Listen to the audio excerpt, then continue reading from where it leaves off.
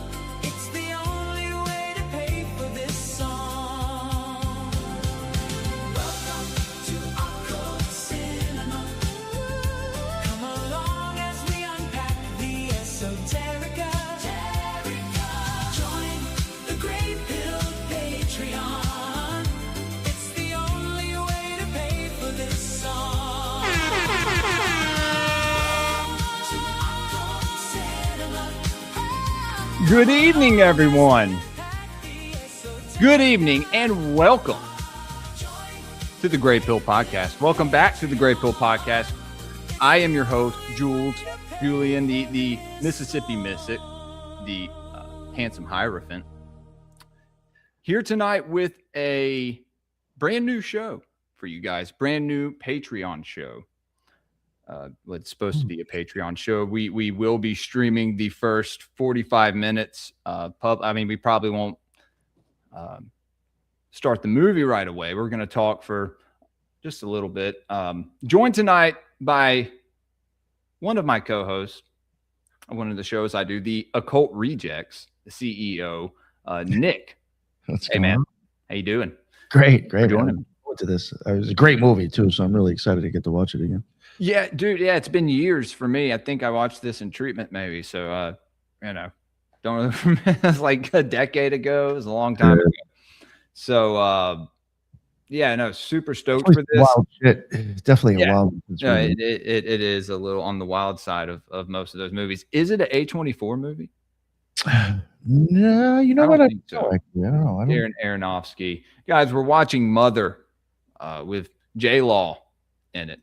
Jennifer Lawrence, Javier Bardem, Ed, whatever his name is, that guy that he's always in the movie, right? I didn't know his name for years. Oh God, yeah, I can't remember his movie either. Ed Harris. Ed Harrison. Ed Harris. But this is and I sent the link out earlier today to you guys. We have a private StreamYard link. Ooh. For the patrons, and so you'll be able to catch the whole show on there. Got a lot more of these lined up.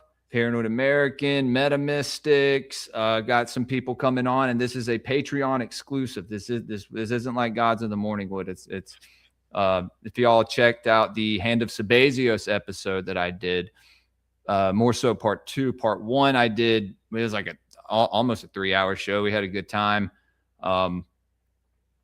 People seem to like it, so I just left it public, but the second one we cut off like 45 minutes in. You guys only got to read, I think, like a page with me.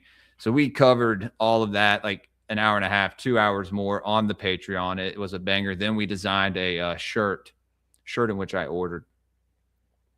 I wish I could take more time to do that with you guys, but we have a lot of these shows on the horizon.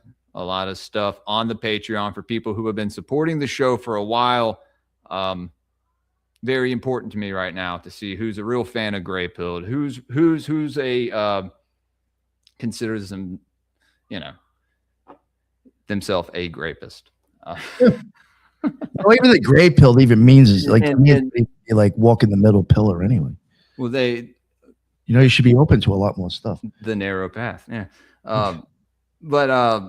That's a name that was they kind of put that on themselves. I didn't choose that for anybody. I was like, Graper sounds too much like Groiper.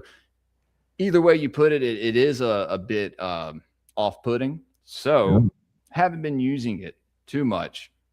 We have some different tiers in the Patreon that I address you guys by, adepts,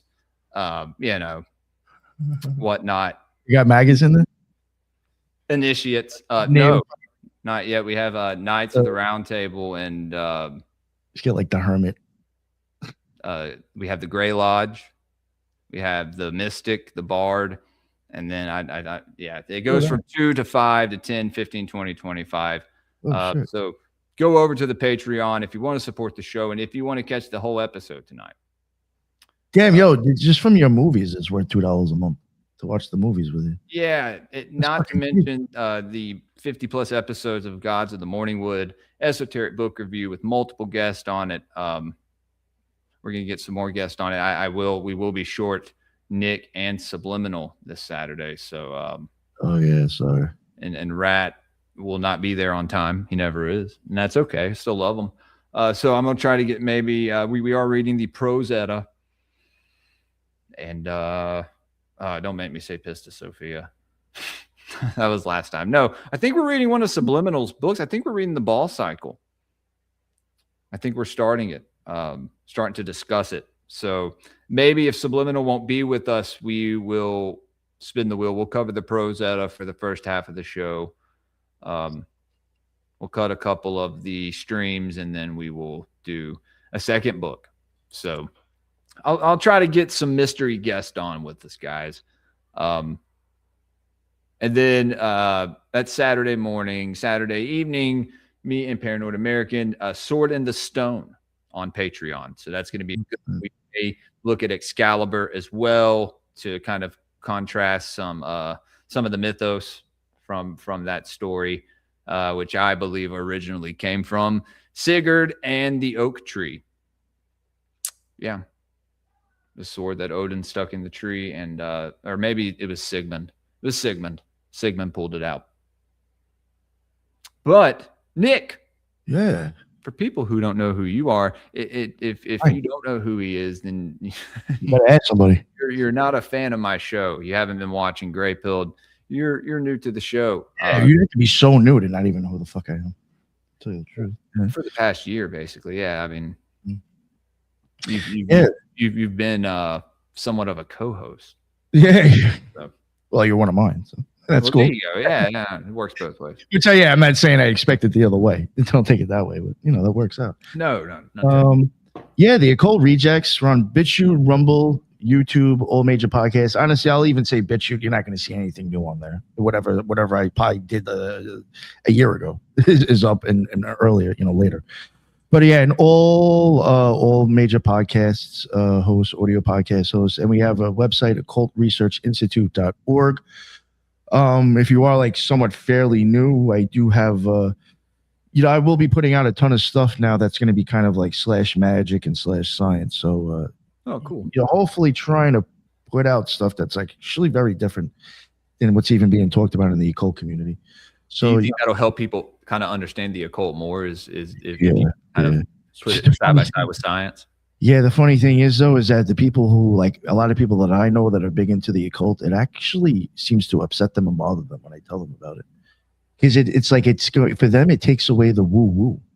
It's like, I'm sorry, it can be explained through science, but like that, my opinion, that doesn't discredit the magic just because you know how it works now. And if you think about it, it's kind of impressive that you're actually able to pull this shit off yourself. Well, most people, in my case at least, you learn more about, I guess what you said, the magic, right? Yeah. The energy, what you're kind of connecting with, and then you're able to kind of recognize like, hey, I think I've been there before. You know what I mean? Or I've experienced that before. Yes. Yeah. And it makes exactly in the metaphysical realm make a little more sense to you. Yeah. That's exactly. Yeah. You know what? Real quick example too. It's just something that it's one of the shows that I just finished doing. I'll just give one quick example, and it's actually mind blowing. A candle. If you were to be in a dim room with a candle and you were to look at it flickering and focus on it long enough, there is studies done. And sometimes it's easier to reproduce if you were to put a strobe light to flash at 10 times per second at 10 hertz.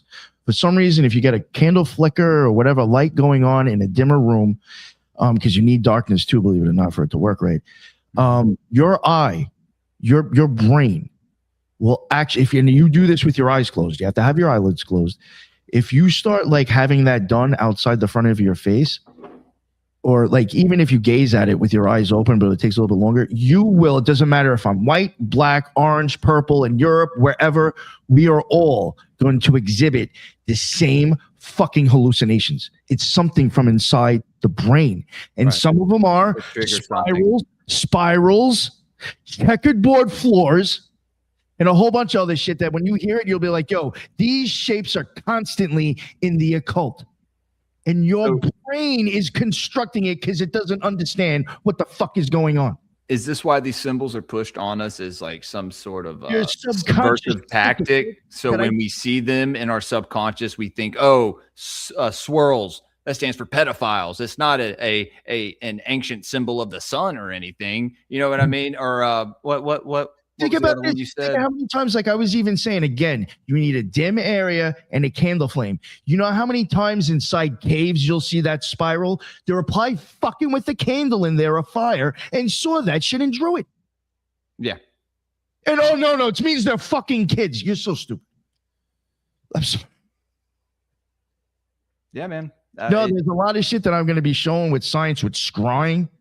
How much if your brain, if you were to look at yourself in the mirror and you dim the light, if your brain can't see certain details, it will fill in the gaps. And that's why you start thinking you're seeing something, because your brain's actually making fake shit just to recollect the whole face. Really? Yeah, there is so much that people I don't think realize that your fucking brain is doing itself. So you just brought up scrying. Have you heard of hydromancy? Yeah. Yo, that's another thing too. As long as, anything, it could be water, bowls, tea leaves, as long as it's not a clear reflective surface and it's dimmed and shadowy, your brain will reconstruct shit it can't see and make the rest of the image. It's pareidolia and a couple other things that are in the show. Yeah. I was about to say that. I'm going to keep going on, but even I have an episode on drumming, how that affects your nervous system and it's fucking insane. We don't realize by the time I'm done, I'm going to be showing how every single fucking tool that you're using in a ritual is actually affecting your brain, your eyes, and your nervous system. Wow. Yeah. You just bring up drumming. I mean, that's, very closely associated with shamanism, right? In a lot of the ancient past, a lot of ancient, groups and cults and stuff, there's always drumming involved. If anything, there's chanting and drumming, right? And, I do cover this just real quick so people don't take it like the wrong way. I'm saying that these people may not have understood the science, but I think they knew what they were doing. I think that they realized this affects us somehow when they were using these tools. Like, I think they knew that was the effect, but they just didn't understand how it happened. So I'm not trying to dumb it down. I'm just saying science I think is starting to catch up to magic. You could be right. Yeah, stitches, definitely. And they do it with the Swazi and the solar cross. You'll see geometric shapes just from a fucking flicker of a candle, dude, with your eyes with your eyes closed. And everybody sees it. It doesn't matter. Like all the tests, it didn't matter who you were, where you were from. It is a common thing everybody will see if they have something weird. It's weird that you bring this up about staring into a flame.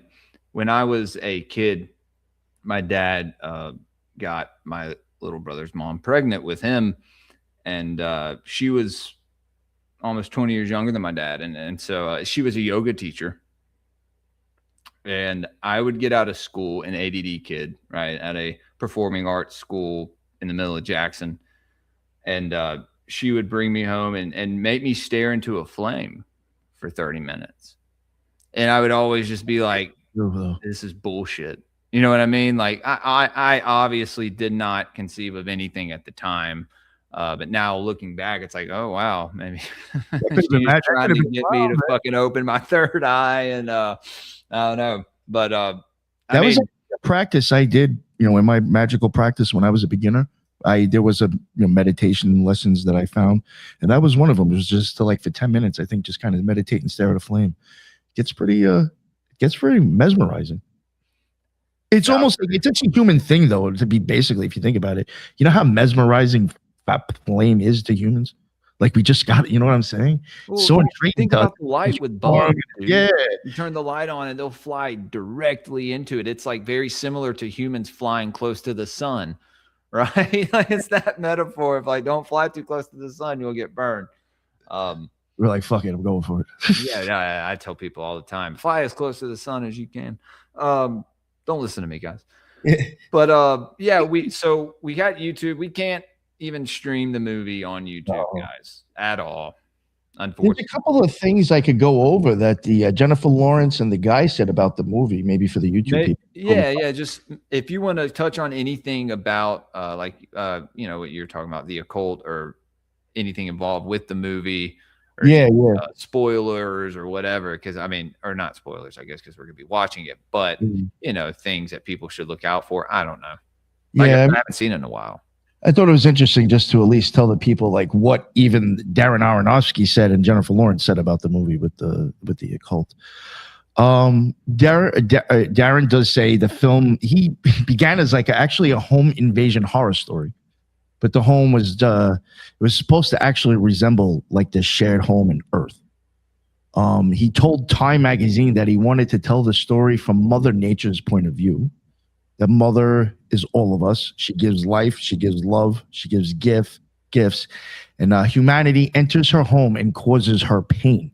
I mean, yeah, I can see that. I can see that. Yeah, okay. Yeah. I can't wait for this. This is going to be fun, dude. I'm already seeing all the themes, dude. He said the movie is about taking massive global issues like climate disaster, environmental destruction, human violence, and shrinking them into a house so the audience can feel them personally.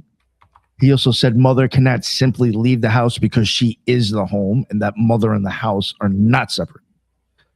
Then he does say that the movie, he connects the film to biblical stories, saying these myths are some of the oldest stories humans keep retelling, and that symbols allow ancient stories to speak to modern problems. He describes the film as an assault and a fever dream, meaning it is intentionally overwhelming, symbolic, nightmarish, and not meant to play like ordinary realism. Jennifer Lawrence, she said the intended allegory was clear, that she represented Mother Earth. Javier Bardem's character represents God or the Creator, whoever you just said before, that other guy. Ed Harris represents Adam. Okay. Michelle represents Eve. Hey, can you bring this back up during the show as the character come along? Yeah. Okay. Hey, I wanted to say real fast. Shouts out Valkyrie for the $5. Nice, Valkyrie. Thank you, Valkyrie. I have the Cash App pulled up. If anybody sends donations, the PayPal as well. And we have a Rumble rant, $20 Rumble rant. Oh shit. Where are we? I'm gonna come. That one. Thank you, Tyranny. My boy, fellow adept and knight of the Grey Lodge, says, for the Grey Lodge table. Thank you, Tyranny. That means a lot, and it helps the show out more than you know, brother. I hope you get that sticker pack soon. You as well, Valkyrie. Both of you guys. I appreciate it. All the support that y'all give. We lost a lot of it in the past few months, so anything helps, and you guys definitely make it count. But anyway, yeah, so YouTube, we're probably going to let you go here in a minute. Oh, yo, let me just real quick. And the two sons. I was going to say we got about 5 more minutes for I'm going to let them go. And then we got about another 15 minutes after that. I'm going to let X go. Or maybe, I don't know. We'll do a gamble on X and Rumble. See who gets it. But yeah, no, if y'all go over to the Patreon, link to the StreamYard is in there. And you can, got lots of tiers. Lots of tiers for that ass. So. Anyway, oh shit, you were saying? Oh yeah, the two sons represent Cain and Abel, and the house resembles the Garden of Eden. And she described the film as depicting the torment of Mother Earth, not simply as a horror movie. Okay. Yo, I'm gonna be taking notes throughout it. Maybe we could do a rejects episode, kind of recapping it, and maybe Robbie or somebody else can come on and they can. Oh, dude, yeah. We could definitely do that. I think everybody who's in the rejects has actually seen the movie. So fuck yeah. Yeah, you know, it's another wild movie to do, but it's really weird, and there's actually no talking, but it is fucking bugged out, and it's kind of like this. Have you ever seen the movie Begotten? No. Oh, it's so fucking the first 20 minutes you're just gonna be like, what the fuck did I just watch? Well, guys, during the show we will make a wheel for Occult Cinema, and the name of the show may change as well. We don't know. It's just something I came up with off the back. But I was gonna say we're gonna add the Holy Mountain to that wheel, definitely. Oh, that's a great movie. Yes, that's gonna have to be on there. We're doing Sword in the Stone on Saturday. I'll have a time for y'all about that. And then Jonathan from Meta Mystics coming on, and we may even do. He talked about the Truman Show when they came. We may watch you know, that he'll explain it along the way. We may pick another one since we already talked about it, but gonna get some more guests on as well. I really would like to get Weston Cage on for one of these and do one of his dad's movies. I think that'd be cool. I still need to hit him up. But anyway, let's see. Was there anything else that you wanted to talk about? Production designer Philip Messina said the house was basically one of the main characters. It had to evolve, it had to feel alive, and it had to allow the camera to move organically through the story. Makes sense that the house would be alive. Yeah, kind of representing, I mean, I don't know. Would you say, well, I guess not the earth, but a some kind of home, the hearth. Yeah, no, I mean, I don't want to give it away, but yeah, even in the movie, I think no spoilers. No spoilers. I was gonna say, I don't want to say much. Yeah, fuck me. This one dude also said that Aronofsky said he became interested in the octagon because of alchemical theories and numeric beliefs around 8 and infinity and regeneration. So that's even something interesting. Not bad. Yeah, anything else that I have? I'm afraid I'll start. Yeah, but okay. Right. Yeah, confirmed stuff from the symbolism from the team. Mother again is Mother Earth, Mother Nature, the feminine life-giving principle, the abused planet. She repairs, she nourishes, she gives, she absorbs damage. Him, he's confirmed the meaning is God, the creator, a poet, male creative ego, a divine artist who needs worship. So I'll just throw that. That's about that, and then the rest we'll see for the show. Yeah, the Ormus, isn't that what it's called? They participate in the Ormus. It's like an ancient Egyptian rite. I don't know. It may have something to do with a little something. I don't know. They may be Bakken, and yeah, Bakken. Yeah. That's what you would call that, I guess, if someone would be to drink their own fluids. They be Bakken and shit. All right, guys. Nick, you're going, so you're not going to, there's no shows this weekend for you?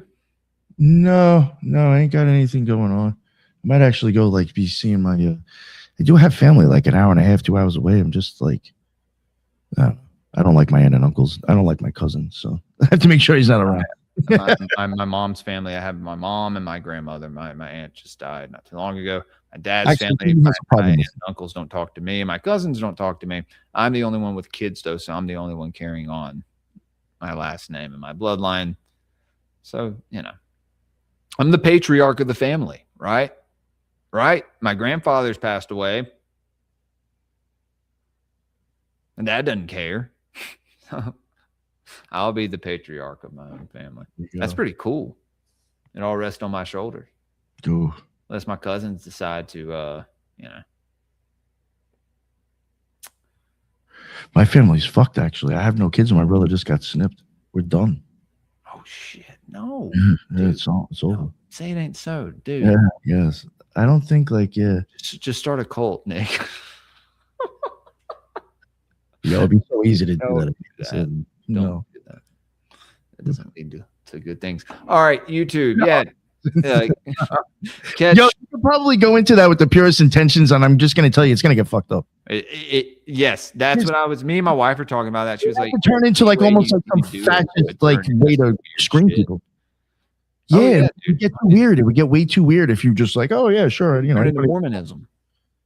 Yeah, I mean, you start getting a Scientology. Cult. You never know. It's just fucking orgy. But yeah, guys, YouTube. We'll see y'all, I guess, Saturday for Gods of the Morning Wood, 9 a.m. Pro Zeta, and I don't know because Subliminal won't be there. Be me, Rat, maybe we'll have some other people join us. And then episode 2 of Occult Cinema. Right after that with Paranoid American, The Sword and the Stone. So we will see y'all later, YouTube.